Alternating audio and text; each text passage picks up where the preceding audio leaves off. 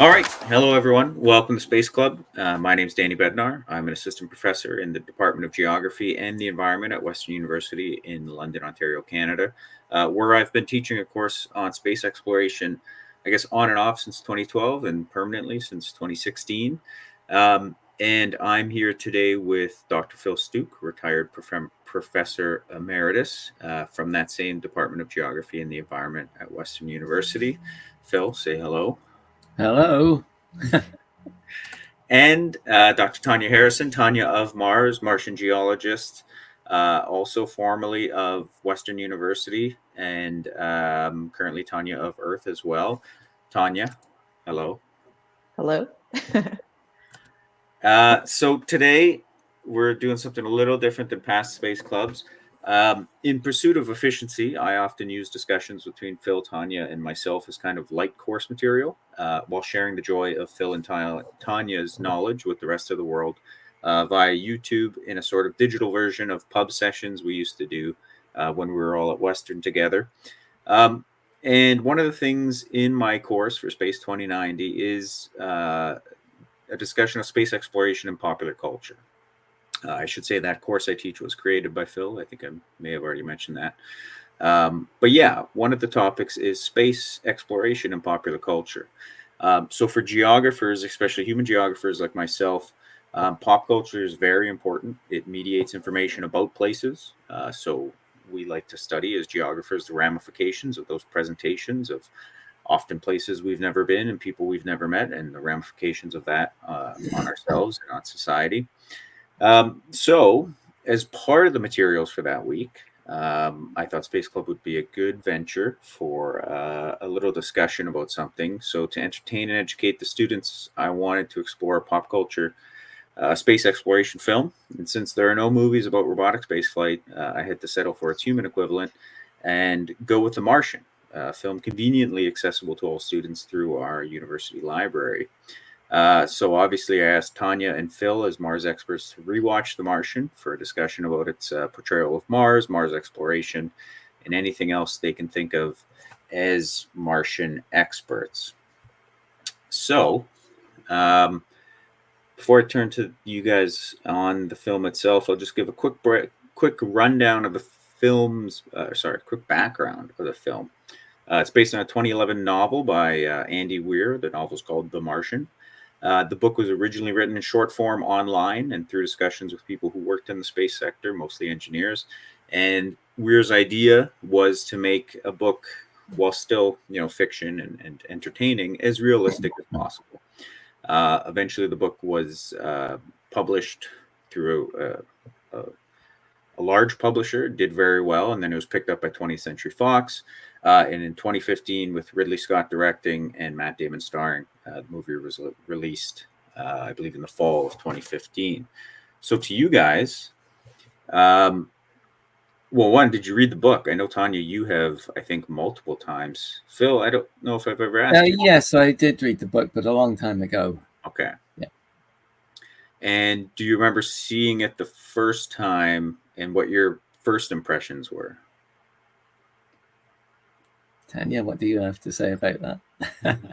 I remember it very clearly because the first time I watched it was at a private screening at a theater in Pasadena, where they gathered together a bunch of folks from the Curiosity rover team and some other Mars folks, like people that had worked on Pathfinder. No spoilers for the movie, I guess, until we get there. But there's a good reason we asked the Pathfinder people to come.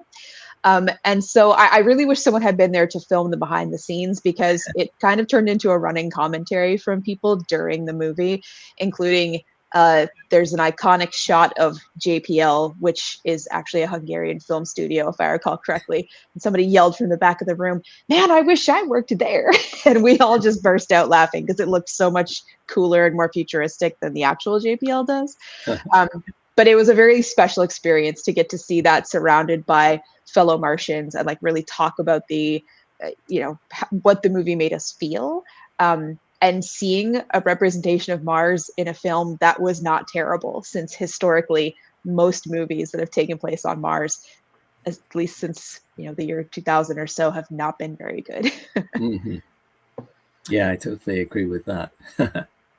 Yeah, and Phil, we were just saying before we started recording, we think we saw it together for the first time. Yeah, that's right. My recollection is that a bunch of the students who used to meet up for our space club or planet club back in those distant days when I worked at Western, I think we all went and saw it together. That's my recollection. Yes. It would have been probably not sort of immediately after it came out, but maybe a couple of months. Yeah, back in 2015 when people still went to movies, it might have still opening weekend might have actually been busy. It was probably Tuesday, honestly. If we were all grad students, it was probably a cheap night. That's right. Yeah. All right, well, let's get into the movie itself. And like I said, I'll turn to Phil and Tanya throughout this breakdown. And of course, they're free to jump in as I go. We open on some really nice imagery of Mars. We can talk about that in a sec, I'm sure. And we close in on the Ares 3 crew undertaking an EVA. They're on Sol 18 of their mission. The crew's exchanging some witty banter while our hero, or we're soon to discover our hero, Mark Watney, is collecting samples. Scanning through the crew as they provide their jokes, we see that Bucky is there, Sebastian Stan, one of the Mara sisters, and Ant-Man's friend, Michael Pena. Beeping ensues, and one of those notoriously fast-moving Mars storms arrives.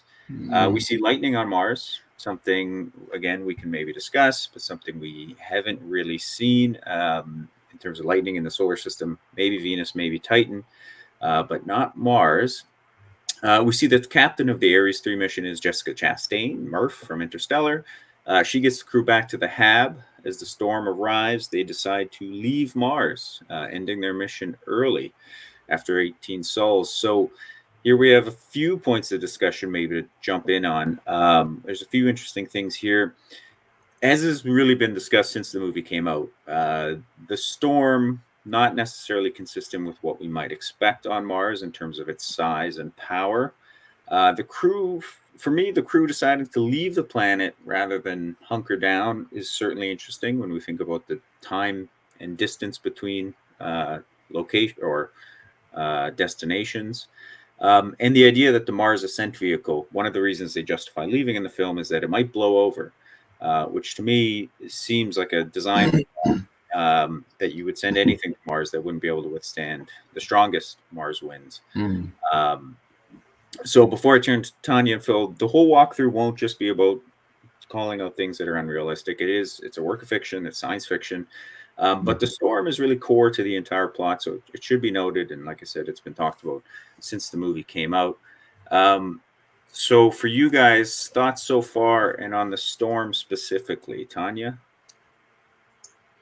Well, I mean, Andy Weir admitted around the time of, I can't remember if it was when the book came out, but definitely when the movie came out, that he knew that the storm was not realistic, but that he needed a plot device to get things going. So at least he admitted that. But yeah, the atmosphere on Mars is about the equivalent of being at like 130,000 feet up here on the Earth. It's very thin. So there's not a lot of oomph behind it. It can barely pick up things the size of like talcum powder. So it's not going to be lofting giant pebbles, certainly not an antenna, communications antenna, and be able to impale somebody with that. It's not going to knock over a MAV. We do worry about dust storms for things like the rovers on the surface. We lost the Opportunity rover due to a dust storm, but it's not because the storm itself damaged the rover directly. It's that you had enough wind that lofted this very fine grained dust, again, like the size of talcum powder, and then that just hangs in the air. And it takes a really long time for it to settle out, kind of like when you shake up a snow globe. It takes a while for that stuff to fall back down. So it's the trouble of having stuff in the air that's very fine grained, but you're not going to get damage from stuff being flung through the air by the wind.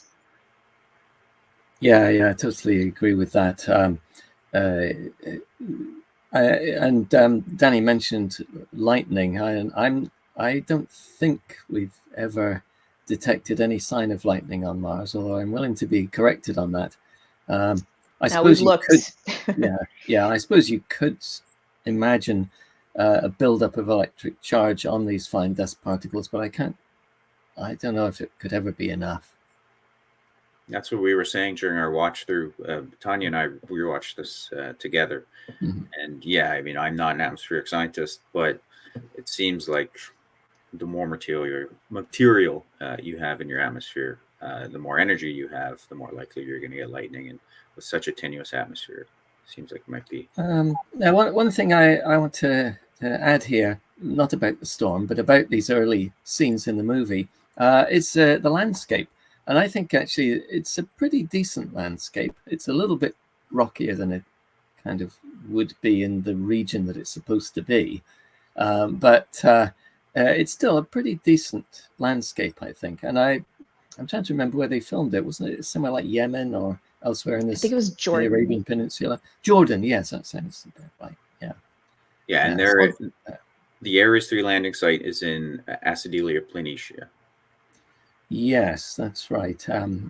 Now, I think the real location would be a lot more subdued than this thing with the sort of interesting rock formations sticking up in the landscape.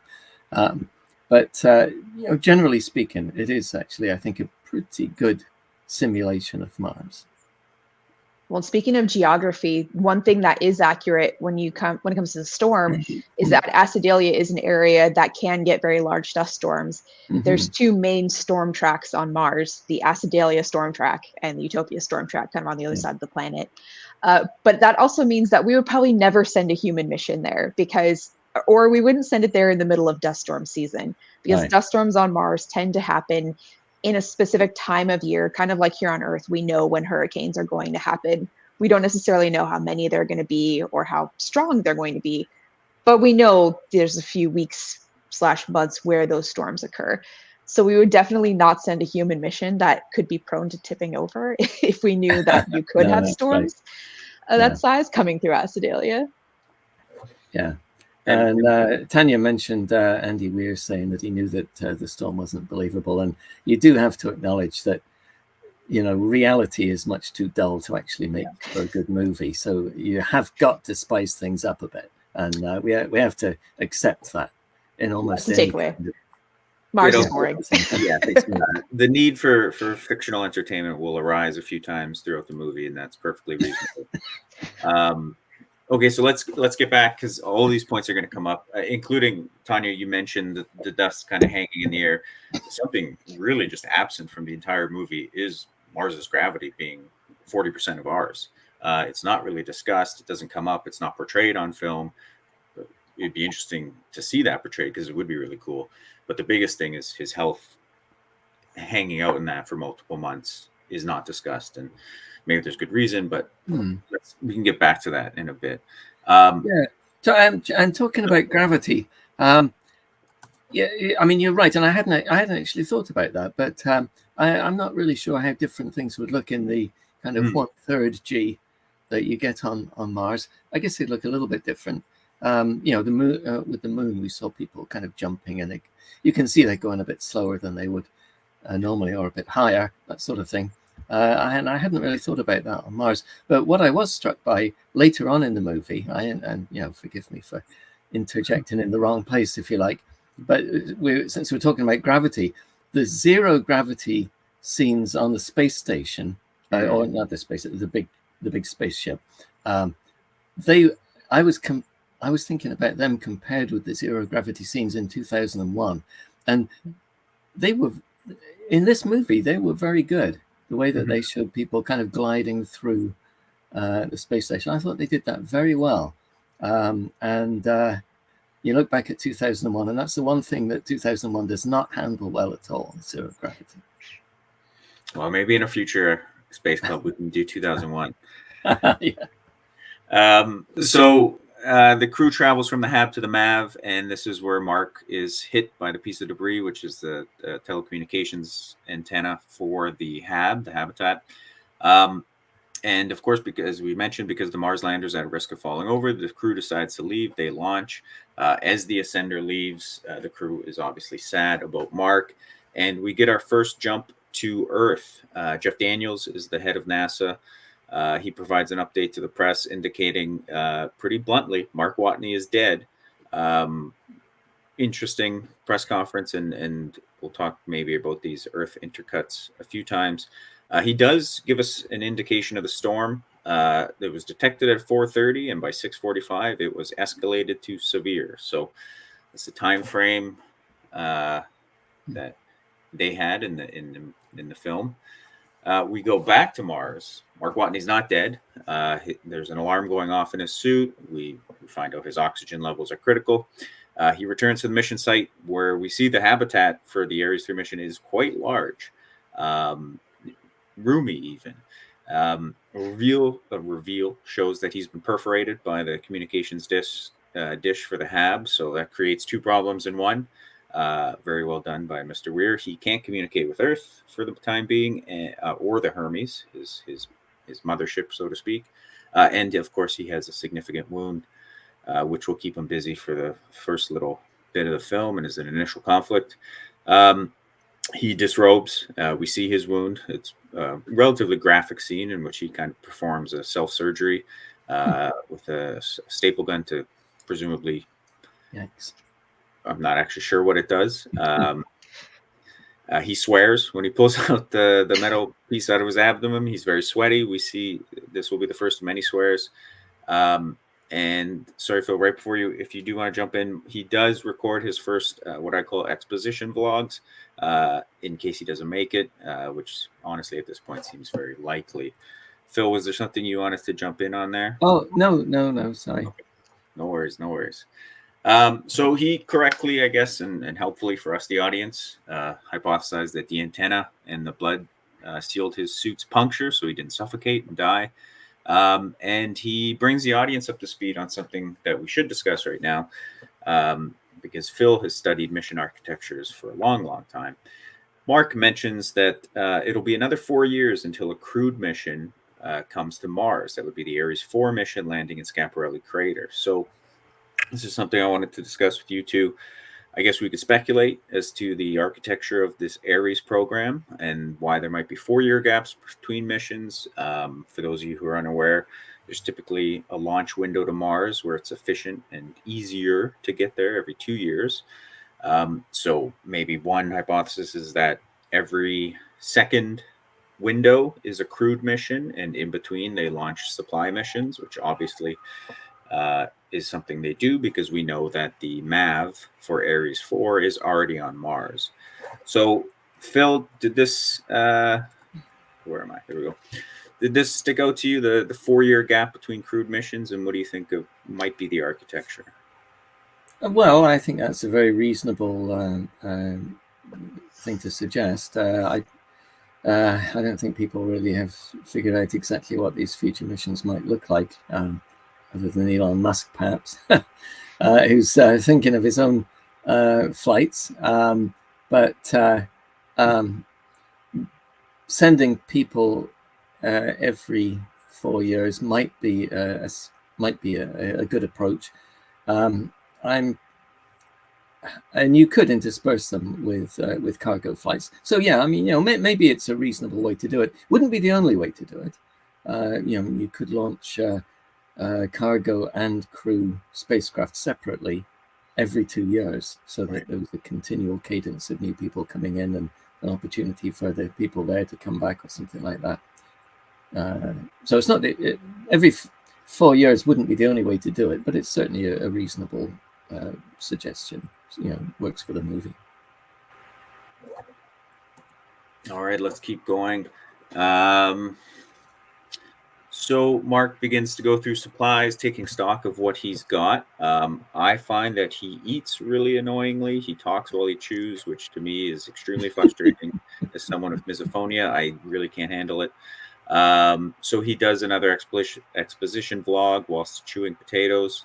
And he talks about growing potatoes with poo. So we get a farming montage.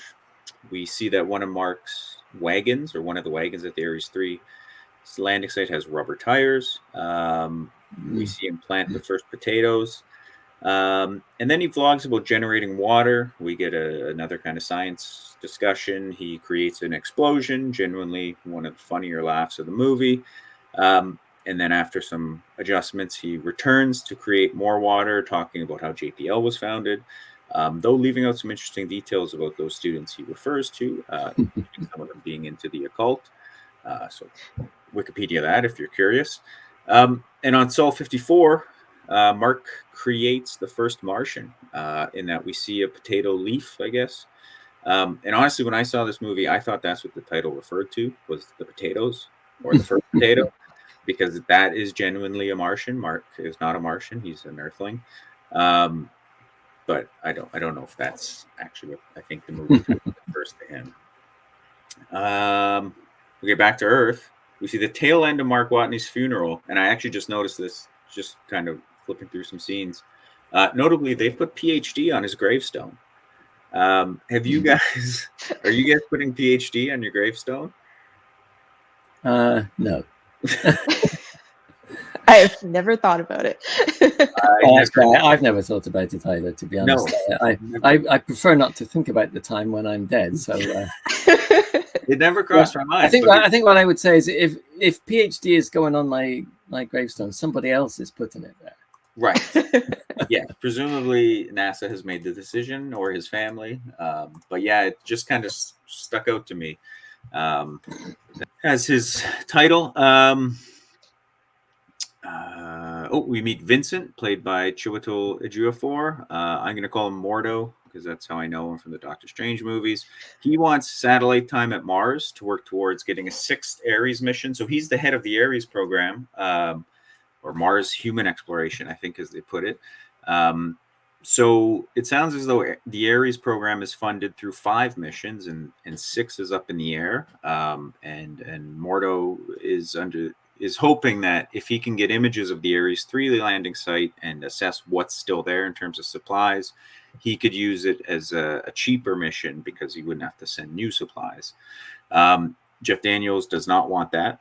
He doesn't want to image the Ares 3 site until Mark Watney is buried in sand, presumably after a year, which I guess in this fictional universe, no one else can image Mars. Mordo pitches Ares 6 bringing back Watney's body, but Jeff Daniels still appears unconvinced. We now meet Mrs. Park, played by Mackenzie Davis. She doesn't have colorful hair, but she's cool and sciencey, so she's got some of the hallmarks of the Manic Pixie Dream Girl. I'll call her Mrs. Park. So someone sends her a text, presumably Phil Stuke, and tells her to look at the Ares 3 site. And she discovers that the rover at the HAP site has moved. So they tell Jeff Daniels that Mark Watney's probably alive. We meet Kristen Wiig, who's a comms lady. Her and Mordo argue with Jeff Daniels about telling the Ares 3 crew that Mark is alive and they've abandoned him. They argue about telling the press, and apparently they have to release the images in 24 hours or it's illegal. So back to you guys. Thoughts on Hollywood's depiction so far? We've seen now in the movie a few instances of Mars imagery, people looking at Mars imagery, people pulling up Mars imagery. Did anything cross your mind while you guys were watching? Tanya? I mean, certainly the 24-hour thing stood out to me. I think under these circumstances, the government could probably step in and say, we don't want to release any images in case his body is there. Right now, the way things work, the only missions that release anything within a 24-hour time period are the rovers, not any of the satellites. And that's not a legal thing. That's a choice that the missions have made. So when I was on Mars Reconnaissance Orbiter, granted, it's been a while, so they might have changed things, but we had a 6-month exclusivity period as the science and mission operations teams to process that data before it was released to the general public. There were some other instruments on board that chose to release the data more quickly because they had the resources to do so. But there wasn't any kind of legal obligation in that regard. Beyond the 6-month time period. And a lot of other missions work that way as well. There's some exclusivity period to the data for the science teams to be able to analyze them, kind of as like a thank you for all the time you've put into developing this mission over all these years. So you should get first crack at this data before it goes to the broader community in case there are discoveries to be made from it. There are very, very strong feelings in the community about some of these embargo periods on data.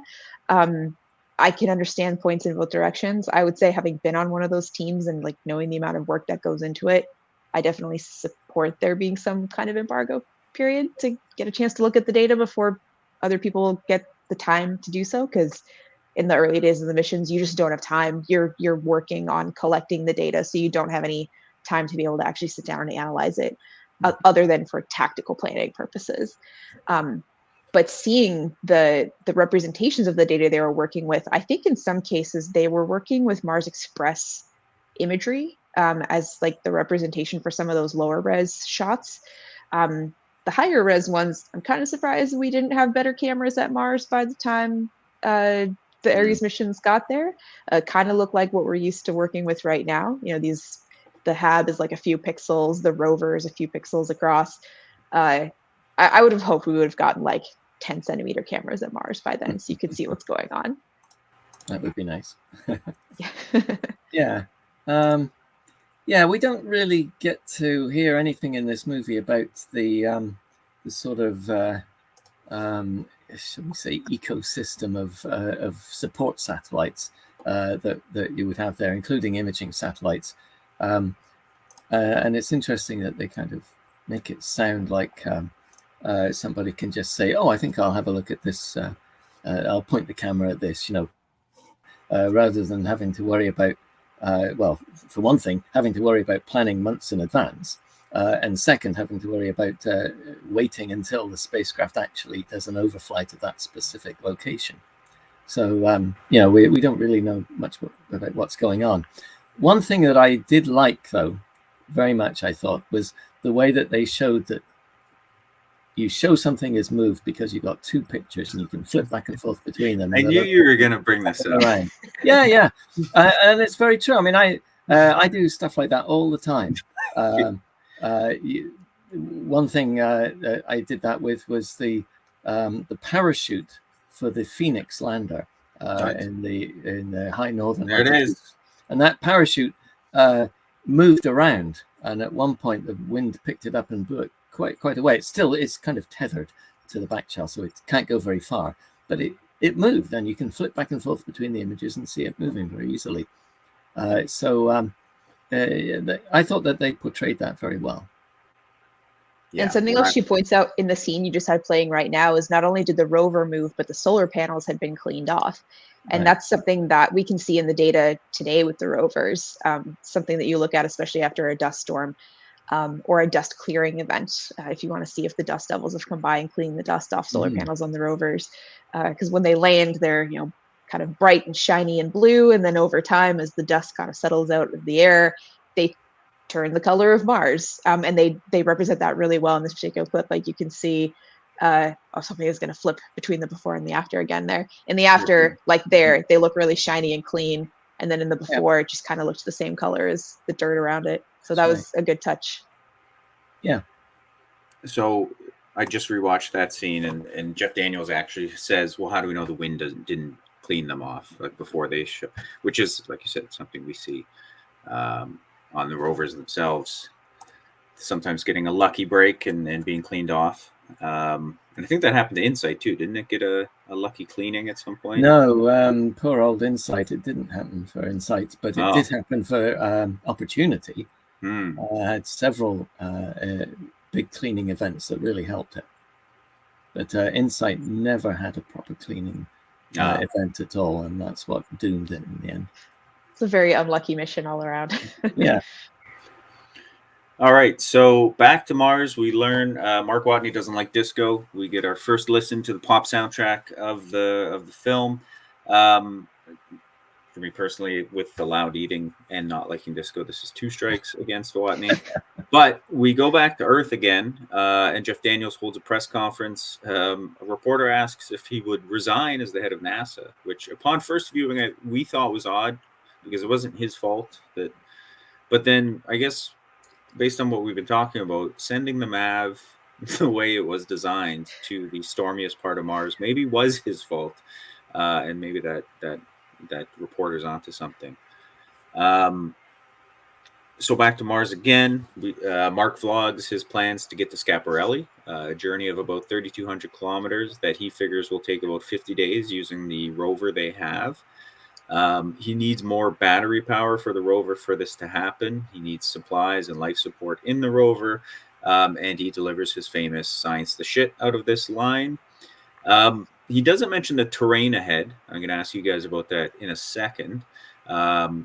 Mark does a test and realizes what Tesla owners in Canada already know, that if you use the heater, you lose battery power pretty rapidly.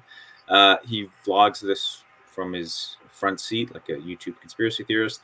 And this is really the first indication we get that Mars is cold. No mention yet of the radiation or gravity, and actually they really just don't come up. But this is the first indication that Mars is not necessarily a comfortable place. But we can presume that spacesuit of his is doing a lot of work. And yeah, so he digs up an RTG, a radiothermal generator, that they buried in the sand, which I suppose I have issues with. But yes, this is all in his endeavor to get from the Ares 3 landing site in Acidalia Planitia to the Ares 4 landing site in Schiaparelli crater. So a few things. The distance, 3,200 kilometers, that's fine. But the terrain and I guess the navigation as well. We kind of have to presume Watney has access to some sort of Mars GPS, because otherwise you wouldn't really know where you're going. So what did you guys think of his plan to go from Acidalia to Schiaparelli? It's really far. It's a long, yeah, that's right. And let's face it, he doesn't have the greatest maps. Which is surprising. I thought right when we watched it, that was almost the first thing I thought of, that it's ridiculous that they're using such poor maps, because we could easily have done better in 2015. Never mind when this is supposed to be happening. And I guess so. I mean, there would be a multitude of terrains between the two. Can we just assume it would all be passable with his rover, or would there not be at some point, like mountains or something of that? There aren't really mountains along the way, but you do pass into some cratered terrain, which means that there are going to be steep slopes and obstacles here and there. But it's more craters than mountains, I think, the issue. But you do need to keep track of where you are, and you don't want to drive into an area where you're going to find yourself hemmed in by steep crater walls or something like that, and have to backtrack and go around the crater or something like that. So you need to know where you are, and none of that is really properly developed in this story. No, yeah, we don't see any kind of like route planning. Like we see the people on Earth like making maps, which I know we might bring up later. But like he never looks at a map. There's no like, oh, here's how I'm going to go to this spot, which could have been really great for the story to kind of highlight just how far it is, to really show you, oh, Schiaparelli crater is on the other side of the planet, and kind of showcase the terrain that you're going through to get there. Because if you're in Acidalia, you're basically going around Valles Marineris. You can't cross it at any point, but you go around and then all the way to the other side of the planet if you're driving in that direction. Actually, now I'm wondering, is it closer to go the other way around? Maybe it's about equidistant. I would have to look. But yeah, we don't see him like pull out a map to say, hey, let me figure out how I'm going to get there. And what struck me just now, also that scene of him driving at night, visibility is going to be really bad in terms of just how dark it would be. Doesn't look like that thing is, I mean, the speed he's going, he's going to have some surprises in terms of just, I don't know if there's erratics on Mars, but there's probably going to be some surprises if you're not going too slow. Well, there's certainly boulders everywhere. If you've ever seen like a Viking boulders image. And there might be areas of sand dunes that the rover can't really negotiate very well without getting bogged down. All right, let's carry on here. So press conference, they're updating the press on what they think Watney is doing. I don't know why this scene exists, honestly, because we as the audience of the film know what Watney's doing. So we're now watching other characters explain to other characters what's happening. But we already know. Mark just told us. So at some points, I think Ridley Scott was phoning this one in, because there's a few spots that I don't know, especially for a 2 hour and 15-minute long movie. There's a lot of scenes, especially Earth scenes, that could have been cut. Backstage at NASA, we see that Trevelyan is there, Sean Bean. He and Miss Park explain what Mark may be up to. And then we get first insight into kind of the plan to get a resupply ship to Mars to help Mark out. We meet Sorcerer Supreme Wong, another Doctor Strange character. He's at JPL. He's a big wig at JPL, and he's discussing the cost of and timing of getting the resupply ship to Mark's location. So 6 months to build it, 9 months for it to get to Mars, given the current alignment between the planets. So a resupply mission is in development. We go back to Mars. Mark's got potatoes. They appear to grow just fine in the environment. And we see now that Mark has an idea that Tanya's starting to get excited about. Back on Earth, well, I guess we're back to Earth again. And this is something I think is an issue. There's too much back and forth between Earth and Mars. Miss Park and Mordo are watching him drive, presumably 20 minutes or so behind. And they too have an idea of where he may be going. So we're building up some sort of, or certainly a sort of intrigue. There's evidently no maps anywhere near them, even though Miss Park is sitting at a computer. So they pull a picture off the wall at JPL. He says map. Phil, I don't think that's a map. It looks like an image. But well, okay. You can use an image as a map, though. Okay, yeah. Plot things on it.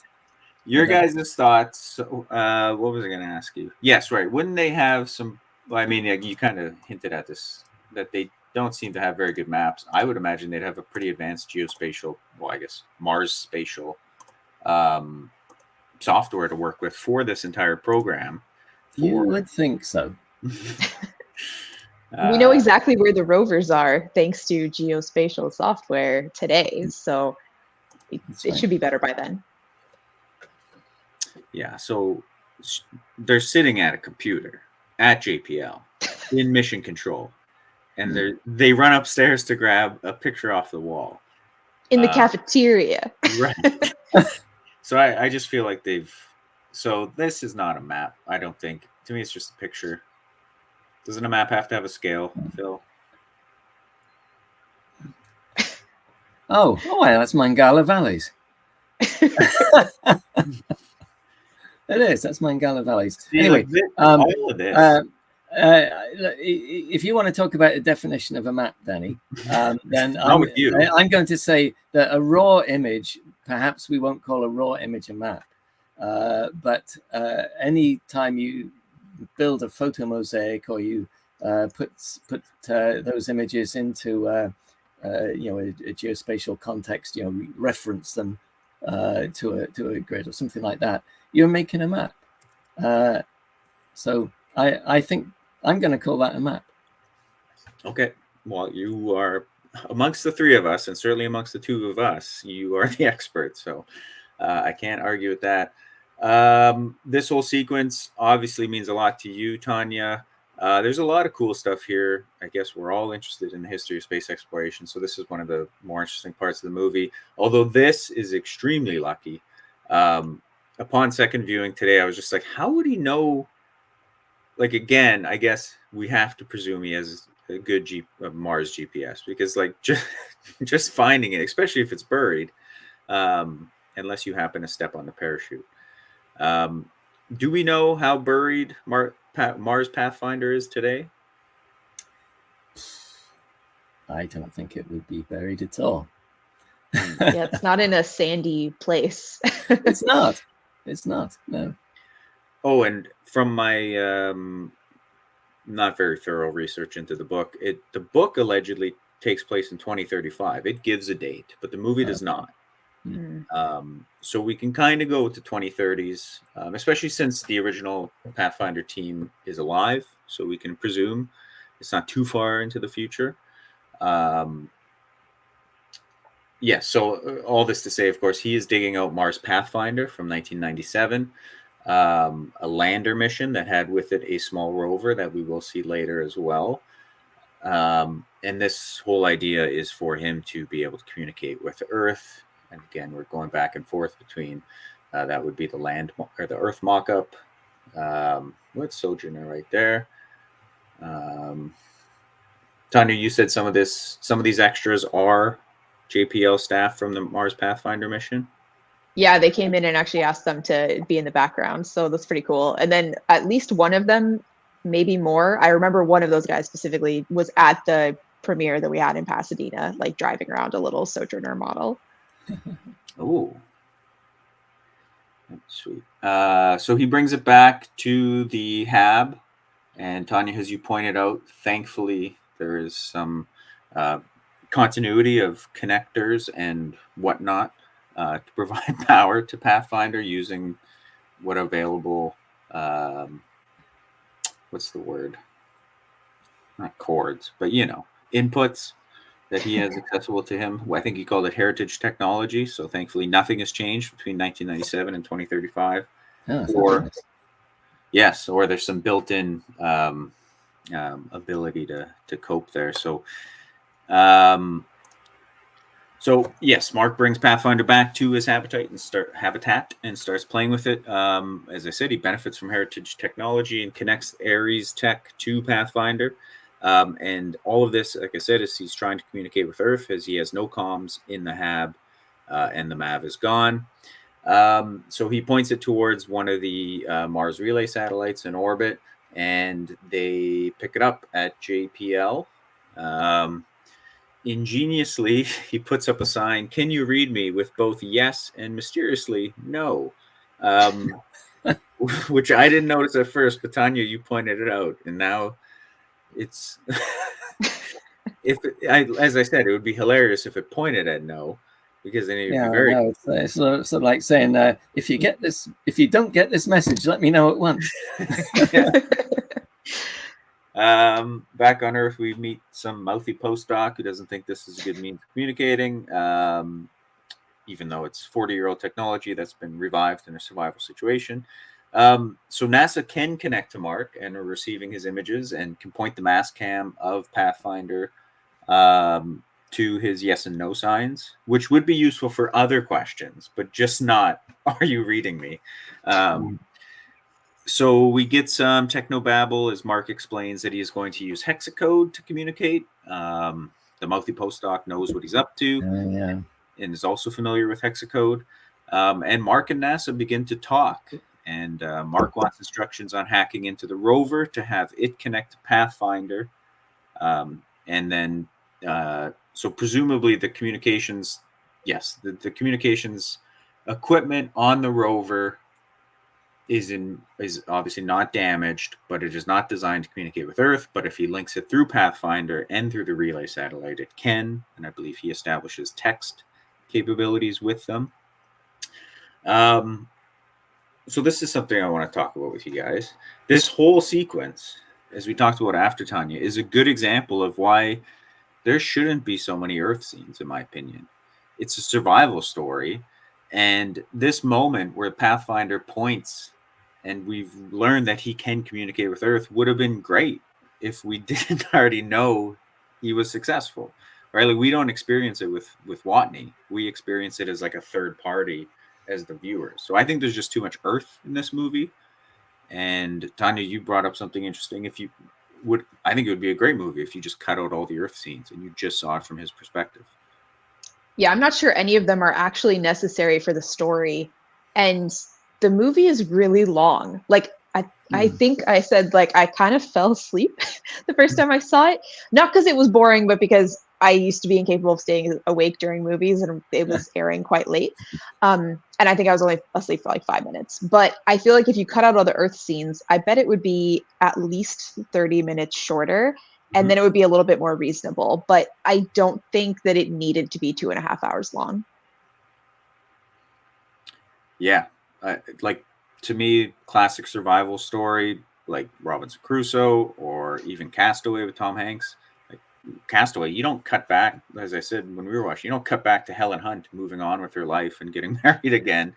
You just see Tom Hanks's perspective in it. I don't know, for some reason, I think part of the story is going into how human spaceflight works on Earth and the inner workings of NASA and stuff like that, but I don't think that's what makes this movie really fun and interesting. I think it's him. I think it's the survival.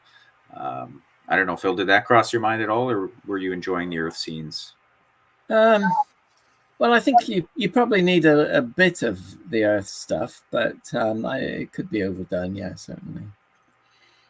Okay. All right, let's get back. So a conversation between Mark and NASA takes place. Mark is excited that they're sending a resupply and asks what his crew thinks about this. And he learns that they haven't told them. In the film, this is all told in real time, but presumably there would be 30-minute gaps or at least 20-minute gaps between the messages between the two. So it'd be a pretty boring conversation. Oddly, apparently this conversation is being broadcast around the world. So Mark types a swear word.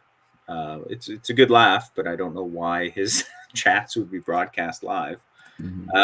We go back to Earth. The president, Jeff Daniels, head of NASA, talks to the president. Sean Bean, Boromir, speaks on behalf of the astronauts. So he's presumably the Sean Bean character, Trevelyan, Boromir, Ned Stark. He's presumably like a Deke Slayton. Like he's like the head of the astronauts is kind of what I picked up. Did you pick that up, Phil? Yeah, I guess that's right. Yeah. Do you know who I'm talking about? Yes. Okay. I was making sure you know. I was making sure you know who Sean Bean is. So. I've heard of him. Yeah, I know who he is. Yeah. I thought you were asking if he knew who Deke Slayton was. Like, I know who he is too. I'm confident Phil knows. Oh no, of course. So I thought maybe you were joking. Yeah, I don't know what he was going on about, really. We finally return to the crew of the Ares 3. So Mark's crew, they are on the massive Hermes spacecraft, which technology-wise to me jumps the film pretty farther than certainly the 2030s, in my opinion. It's got artificial gravity through rotation. Right. It is massive. There's a ton of extra space, which we have not seen so far in spacecraft design. Presumably it would have been built in orbit because of its size. It has massive solar panels, but it also has a propulsion technique to go from Earth to Mars in these 6-month spans. So it's also traveling quite fast. So this thing is, in my opinion, puts the movie into the late 2000s, I would say, out of the 2030s. Sean Bean talks to the crew, tells them Mark is alive. Tells them that NASA has known this for a few months. And of course, the captain, Jessica Chastain, feels guilty. Back to Mars, it's Sol 138. Mark is lamenting that NASA is starting to micromanage him and his survival. He provides a very bad definition of colonization and claims he's the colonizer of Mars. I'm not a fan. He sends a photo back to the Earth as the Fonz. Genuinely funny moment again. Back to Earth. The comms lady, Kristen Wiig, doesn't like the images. Jeff Daniels indicates that they have the supply ship going. It'll take 9 months to get there in the home and transfer window, as Mars is not currently aligned. I feel like they already kind of went over that in the film. So again, another kind of useless Earth scene, in my opinion. Back to Mars. So things start to intensify. Mark blows up part of his habitat. He repairs his helmet with duct tape. Red Green would be proud. We learn that Mark's suit has an exposition computer lady voice. We've actually heard her at the beginning, but she counts down his oxygen levels, providing a nice sense of peril. But Mark loses all of his potatoes due to the loss of atmosphere and the breach of the HAB. We go back to Earth. NASA knows that he lost his potatoes. They realize he has no more food and they need to rush the launch of this resupply capsule as soon as possible. They go to JPL and they tell the JPL guys that they have to build this resupply probe even faster. So we finally meet Donald Glover's character. He's kind of a stock slob genius. He lives in his office, or is at least sleeping in his office, but he has an idea about getting the resupply probe to Mars faster.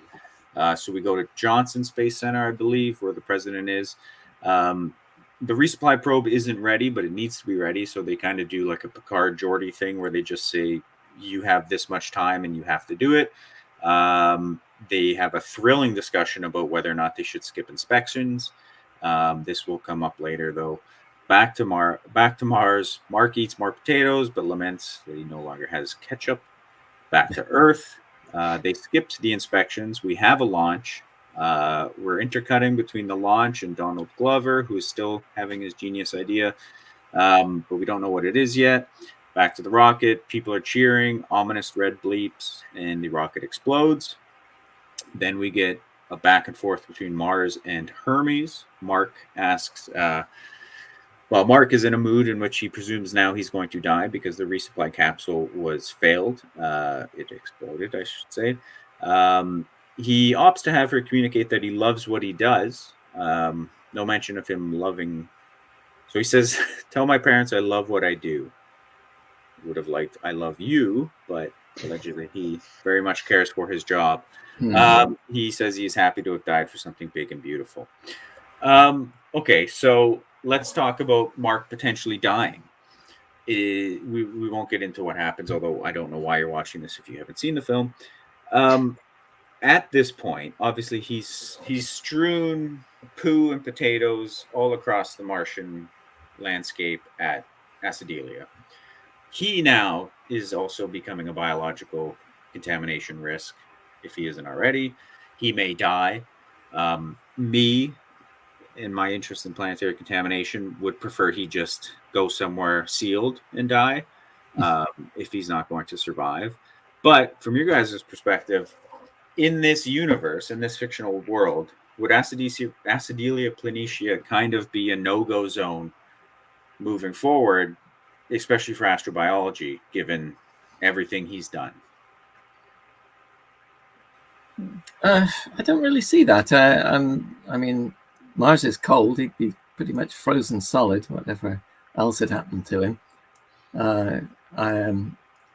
I don't really see that it would be so contaminated that nobody would ever be able to go there again. But would it still be a good place to look for life?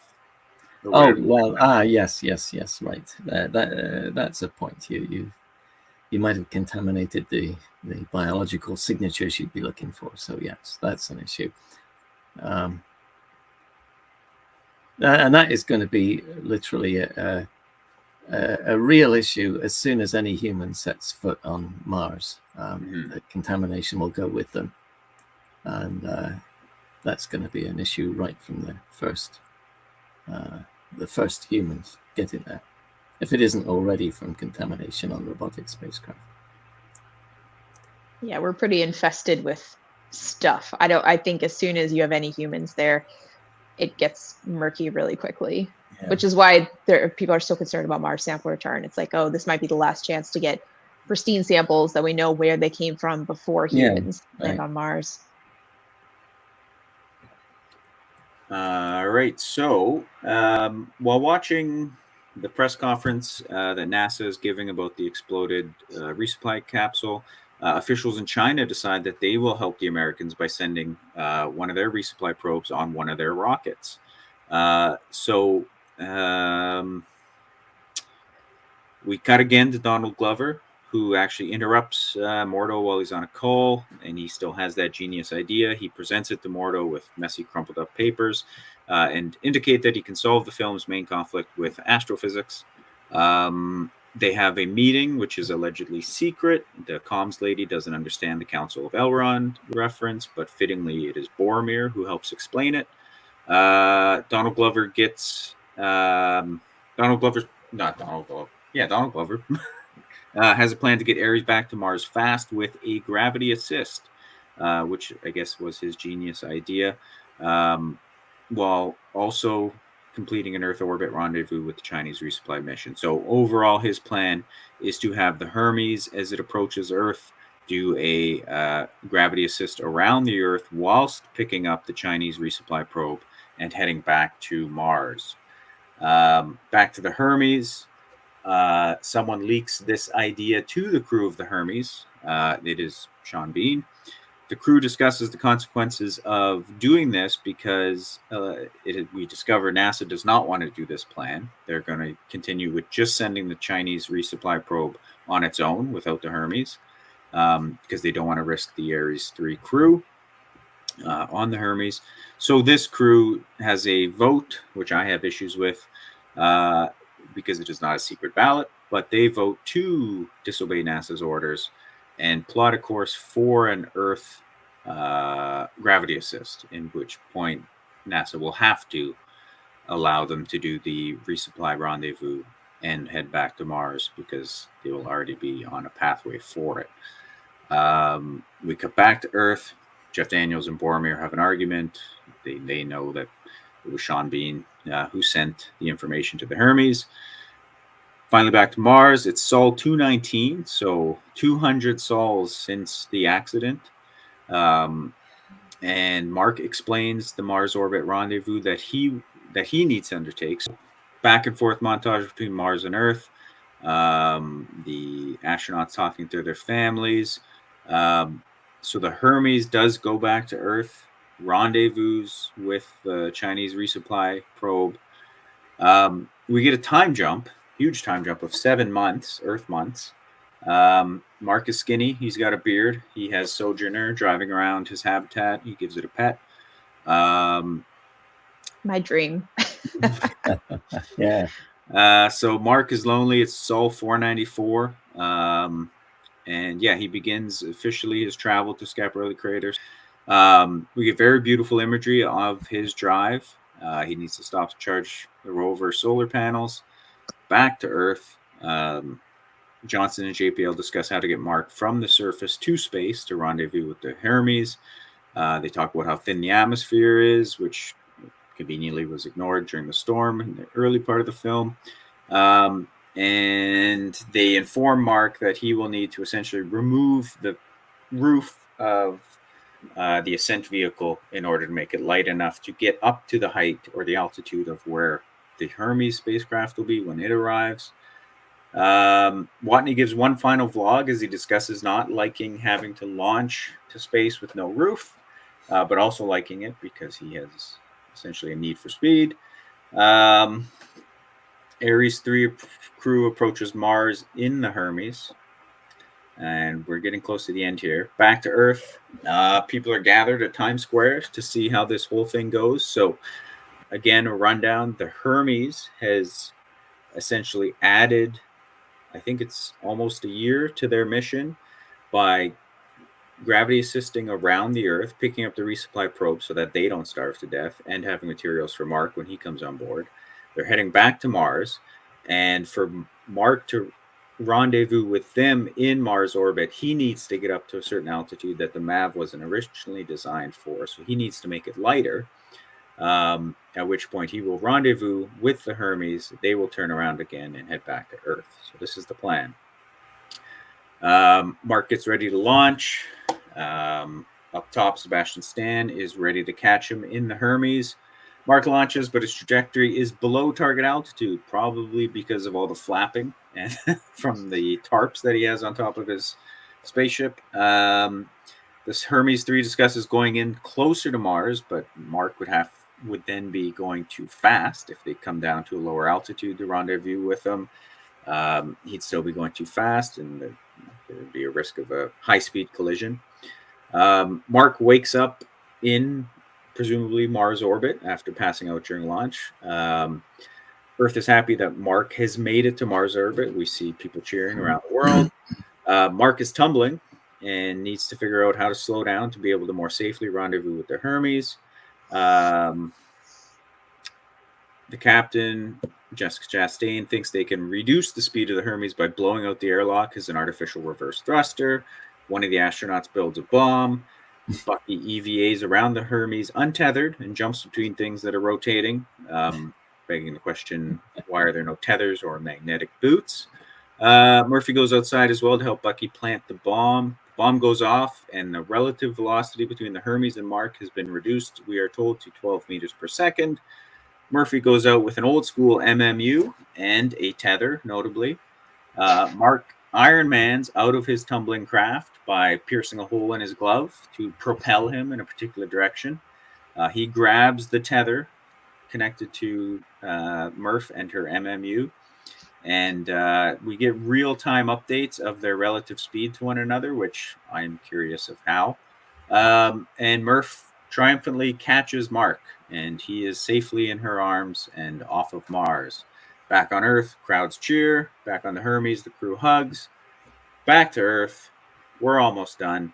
Mark is on Earth. He has presumably been able to land a contract as a sessional lecturer. He does not seem to have any health impacts from the high daily doses of radiation or 40% gravity for 5 months.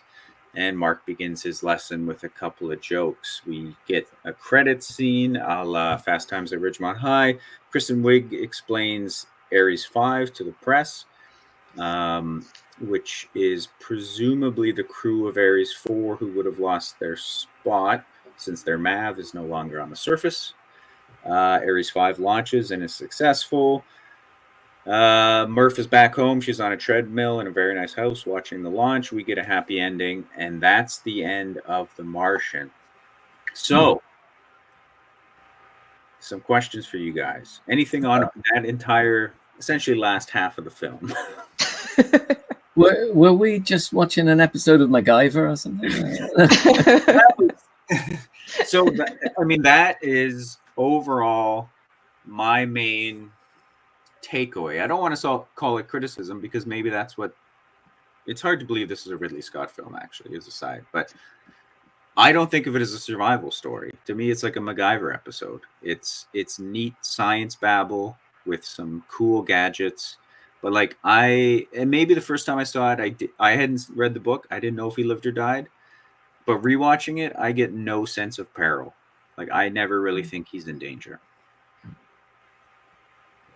I don't know about you guys. I don't know. I had read the book before I saw the movie, so that kind of spoils what you expect. I think for me, what I didn't expect was the tone of the movie, because the book reads very much like a comedy, even though the storyline itself is this serious, is he going to die on Mars? And I recall, if I recall correctly, I haven't read the book since before I saw the movie. I'm struggling through trying to read it in French now, but it's not quite the same. I remember feeling tense in some of the moments in the book, oh man, what could possibly go wrong next? But when you're already expecting that to happen, because a lot of the movie is kind of verbatim pulled out of the book. I'd say that's one of my other criticisms is I think knowing a lot of those sections come straight out of the book, it feels like when Matt Damon is recording the monologue vlog entries, to me, some of them feel like he's just reading it rather than feeling like a natural delivery to the camera, which is odd because we know Matt Damon can act. So I don't know, that always struck me as a little bit weird. And so seeing the trailers for the movie before it came out, I thought, oh, this doesn't look like it's a comedy at all. That how is that going to jive with the way the book is written? And then seeing the movie, seeing that they did manage to translate a bunch of the comedic elements over into this more dramatic story, I feel worked fairly well. But I know other people who saw the movie who hadn't read the book and maybe weren't even sci-fi fans, but they watched it because Matt Damon was in it, like my mom. She was not expecting it to be as funny as it was. So I think a lot of people didn't really know what to expect in terms of the tone of the film. Phil, your thoughts on it's over. So if you could, if you were still teaching and your final assignment to students were create a film that accurately portrays what we know about Mars today, what would this movie get? Oh, what grade would this get? Yeah. Yeah. Well, oh, here's one of these weightless scenes that I quite liked.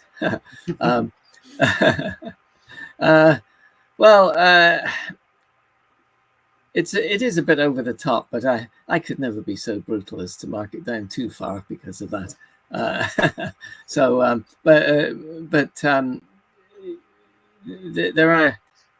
There are just too many things that are a bit far-fetched, I think, for me to really give it an A, let's say. So I might want to come down a little bit from an A. Yeah, I think that's reasonable. I think a B is reasonable. Tanya, we were talking about it's, I think, pretty easily the best Mars movie. There's not a lot of great competition, though. No, there wouldn't be. Yeah, the bar's pretty low. I mean, this movie also like kind of launched my career because it was such a like blockbuster hit at the time that it was, and the timing of like me being in grad school and some other stuff. So I'm very grateful for this movie from that standpoint. I feel bad because a lot of people, would reach out on Twitter asking questions like, how can I do some of the stuff that you've done? And I was like, hope that somebody makes a blockbuster movie about the stuff that your PhD is on. Are there any gullies in this movie?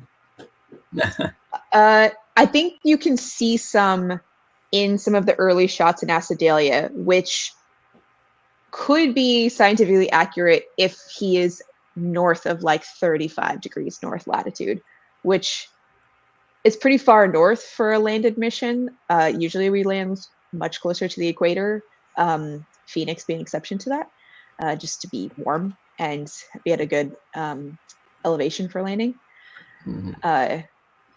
But yeah, that definitely made me smile. Just like, oh, a little gully over there. Yeah, I mean, for me, certainly highlight is the Pathfinder tie-in. I think tying in some history was really, really Yeah, cool. I like that. A job well done by Weir. For me, I think it's, my analogy for what Mars could be like for humans is kind of like Mount Everest times 100, the top of Mount Everest. Relative to Mars, the death zone of Mount Everest is still a paradise. You've got an abundant atmosphere in comparison. Temperatures similar, radiation much lower, gravity kind of irrelevant. Actually, not too long ago, having watched a bunch of Earth survival reality shows.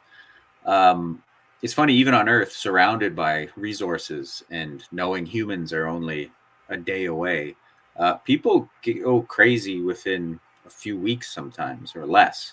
Watney does phenomenal in this film in terms of his psychological resilience. And maybe that's why in this universe he was selected as an astronaut. But I feel like there's a lot of little things about the discomfort of being on Mars, the constant peril, and the psychological impact that I think to me push it pretty far into science fiction, as does the entire existence of this ship, the Hermes, which to me is a little too roomy.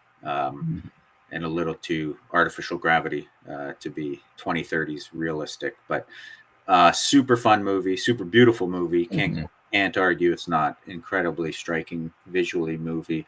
Acting, I mean, this crew 10 years later, these actors are all stars. I know some of them were at the time, but you have Jessica Chastain in like kind of a secondary role. That's pretty good. So yeah, best Mars movie, but not something I'll rewatch on a regular basis. Right. Yeah. All right. Well, do we have any other? I don't think I have nothing else left in my notes. So anything else you guys want to mention about The Martian? I don't think of anything right now. No. I think we did a good summary of it there. Thank you. I mean, I didn't know how long it would take to talk through a 2-hour movie. So, all right. Well, thank you, everyone. Thank you for watching. Thank you, Phil and Tanya, for joining me and walking through this movie and talking about the many highs and some of the critiques we could have as experts. But in the end of the day, it's just about being entertained, and this movie entertains. So Yeah. Not much more to say than that. So yeah, thank you everyone for watching, and we will see you next time on Space Club. Okay. Bye.